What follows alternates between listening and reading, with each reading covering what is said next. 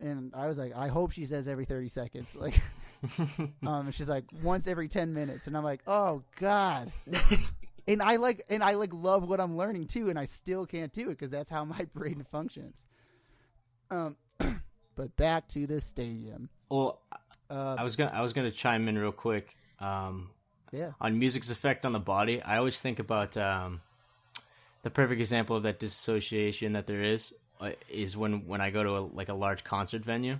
I think about when we went a long time ago when we went to a concert at the House of Blues in Boston.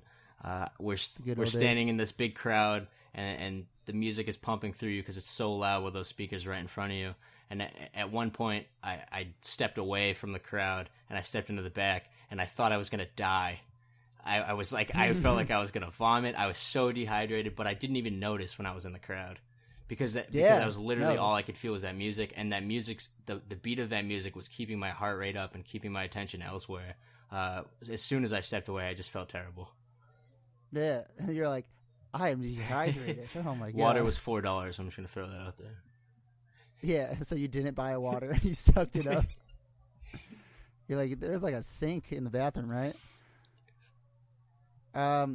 Okay, let's talk about the game, the Knicks versus Golden State game that happened this past season when they didn't use music for the pregame or the first half. How do you guys feel about that? I honestly was not aware of this, so. Oh, okay. Really? Okay, hearing that, Connor, how does that sound to you?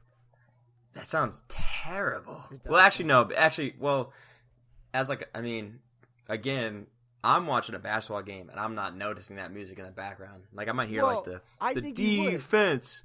So that's I don't know. I think the subconscious, and I mean, that still counts as music. Like, do you think I would sense something's wrong, like something's off? It's a weird.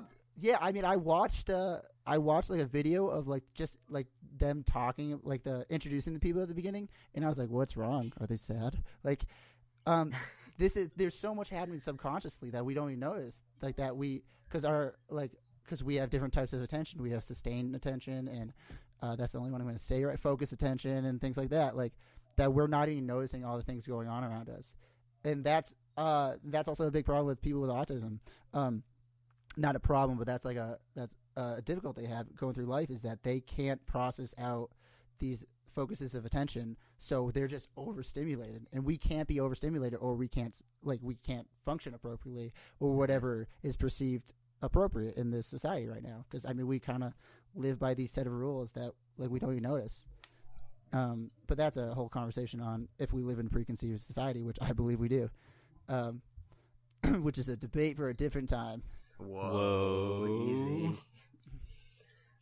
But yeah, I was looking up common where is it? Oh, these are the traditions of like sporting events, and I was completely thinking about just music through a speaker system. But then they're talking about first of all, the concept. I want to talk about the types of songs that are played. You don't hear "I Will Always Love You" by Whitney Houston in it unless it's used comedically. You're listening to jock jams and pump up the all jams, of a sudden, pump it up. Yeah, then all of a sudden Fall Out Boys now they're called a stadium jam band. We have halftime shows, we have pregame shows, we have theme songs, which I don't know any theme songs Whenever ESPN especially for the playoffs, dude, when they have the little musical intros, almost like a mini music video to the pregame, that stuff gets me fired up. Yeah, and then a really cool one that I never noticed how much it affected me was baseball players have their own song every time they go to the plate, and I went to a Rockies game. And the center fielder, who's the center fielder, Blackman? I think so. Yeah, he had this either way. I don't wanna lose your love tonight, and I just I like that song, and I was like, why have I heard that song 5 times? And then I was like, then I pieced together on his last at bat. I was like, oh, that's his song. It's every time he goes up. So I just didn't even notice that. I noticed every time Blackman was up to hit. That's true. That's an interesting concept. Yeah. Isn't that weird? But yeah, so the Knicks and Golden State went the entire half, and basically all the players hated it.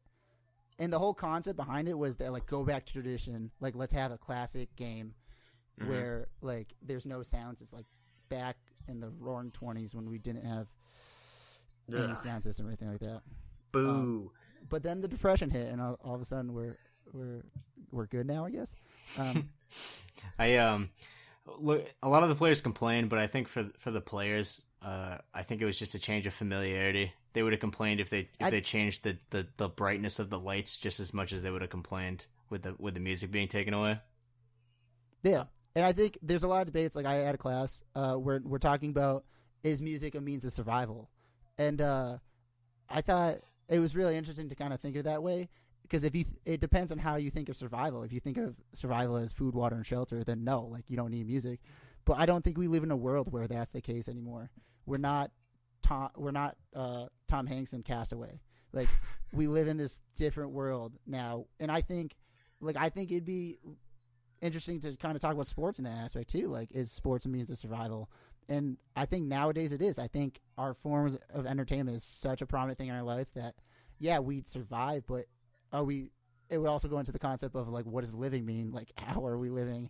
Are we living if we're just, like, alive, or are we living when we're actually experiencing life? So, well, kind of going off of that, I mean, I'm taking a class right now that's, like, the philosophy of leisure, and, like, nice. Like, leisure is so important, like, and leisure applies to the arts and the humanities, or which is arts.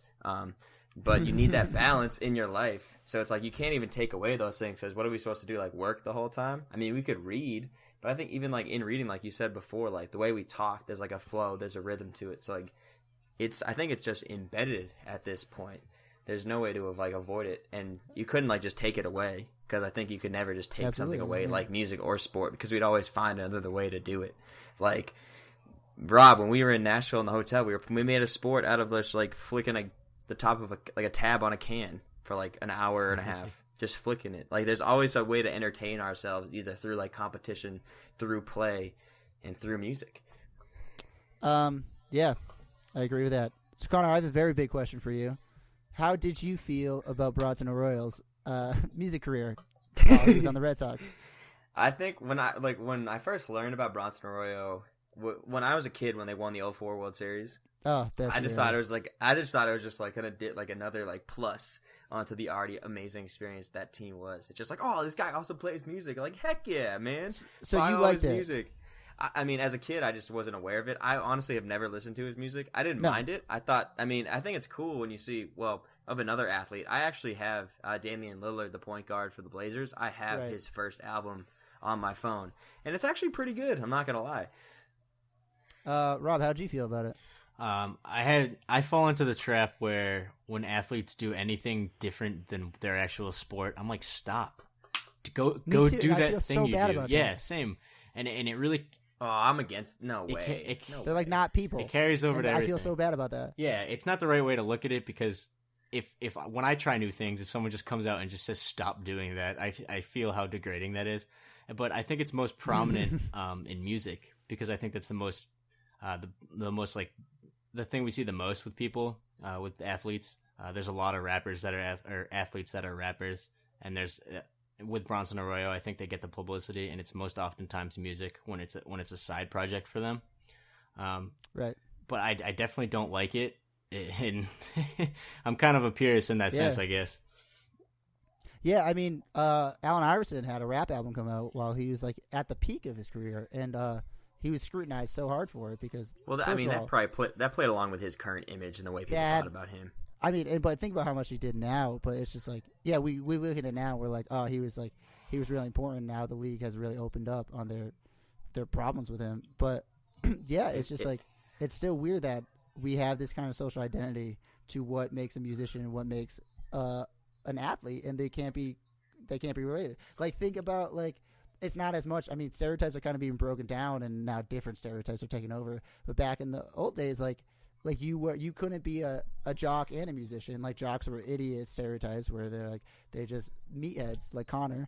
And I resent that. I resent that. I would like to put it on the record that was a joke. But and then you have your musician sides, and it just has to do with our social identity and, like, how we just basically for thousands of years been going on from oral tradition and what we've learned in the past through music. And now we're kind of trying to break the mold, but I mean, there's so many molds to break that you can only do a step at a time. Let's talk one more concept. We already brought up, what do you hear, Sweet Caroline? What do you think about?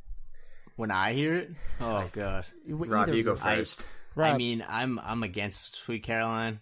Anytime I see people standing up and singing a song in unison at a sporting event, I tend to think that they're drunk or they don't really care about the sport. Because when I go to a baseball game, like a cult. I intently watch the pitcher and every pitch that guy throws and just marvel at his excellence.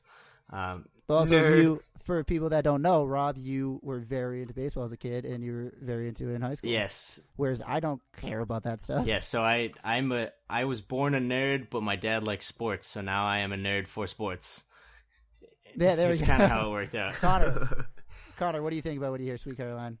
So I'm a closeted Sweet Caroline fan. Like, I used to, like, anytime I would go to Fenway, I totally would buy the hype. Anytime I heard the song, it was always like, you'd hear it at Fenway, and then you hear it at parties, and it's just like a way to bring people together, because everybody's like, oh yeah, ba ba ba. Yeah. But like nowadays, because I'm like anti-Pink Hat and not really the biggest Sox fan anymore, I'm like, anytime I hear it, I'm like, that song's so stupid. But then, like, if I'm at the game, you already know I'm gonna sing along. It's so hard not to. Yeah, that's a good point. No. If I'm at a game, when you're at I Fenway, might you're gonna sing it. But no, there was definitely a time period where, like, I would have bought like a Neil Diamond album just because Sweet Caroline's on it. But like, no way. Yeah, no, I'm sure not in this day and age where you just get the single on your phone. I have a memory of someone having Neil Diamond's greatest hits, and then I was like, "This is awesome! I loved Neil Diamond." And then I knew Sweet Caroline and nothing else. I was like, "I don't know Neil Diamond besides Sweet Caroline." Do you see? But Sweet Caroline. Do you also like Shipping Up to Boston? Oh, I've seen Dropkick Murphys twice, partially because so Dan. Stupid. Partially because Dan bought me the tickets both times, but also because, like, it just reminds me of being a winner. Which I am. It just reminds me of the Red Sox winning, and they haven't done that in a while, so it's nice. Oh, I mean, I went to Game 2 of the 2013 World Series, and when those songs come on, you just get so fired up because it's part of the culture, like, of going to Fenway. So you buy into it when you're there. Yeah. It's so cool to feel. Okay, I have one more topic to talk about with music. Let's talk about, do you think music is a performance-enhancing drug? I think that no. Well, I'd want to see, like, research on it. Like, it's not like steroids or like pre-workout or any of those. Yeah. I mean, it does release chemicals, but like, does dopamine count as a performance-enhancing drug or just like a stimulant? You know what I'm saying? Yeah. Like, I can feel good, but I mean, you want to feel good, so then you play good, right? That's the whole like mindset.